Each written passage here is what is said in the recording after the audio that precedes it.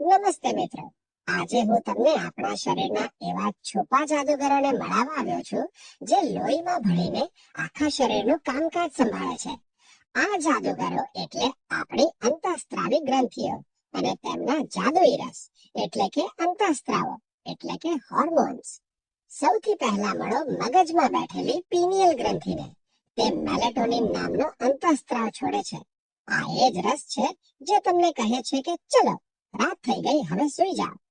તે આપણા શરીરની કુદરતી ઘડિયાળ છે. તેની નીચે છે હાઇપોથેલેમસ, જે રિલીઝિંગ હોર્મોન્સ છોડીને પિટ્યુટરીને કામ સોંપે છે. અને તેની નીચે લટકતી વટાણા જેવી પિટ્યુટરી ગ્રંથિ, જે ગ્રોથ હોર્મોન છોડે છે. આ અંતઃસ્ત્રાવને કારણે જ આપણી ઊંચાઈ વધે છે.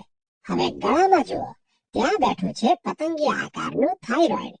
તે થાઇરોક્સિન બનાવે છે, જે શરીરના ચયાપચય અને સ્ફૂર્તિને કંટ્રોલ કરે છે. અને તેની પાછળ રહેલી પેરાથાઇરોઇડમાંથી પેરાથોર્મોન નીકળે છે, જે લોહીમાં કેલ્શિયમનું સંતુલન જાળવે છે. છાતીમાં રહેલી થાઇમસ ગ્રંથિમાંથી થાઇમોસિન નામનો રસ નીકળે છે. તે આપણા લોહીના સૈનિકો એટલે કે શ્વેતકણને રોગો સામે લડવા માટે તૈયાર કરે છે. હવે જ્યારે તમને અચાનક ડર લાગે કે ગુસ્સો આવે, ત્યારે કિડની ઉપર રહેલી એડ્રિનલ ગ્રંથિ એડ્રેનાલિન છોડે છે.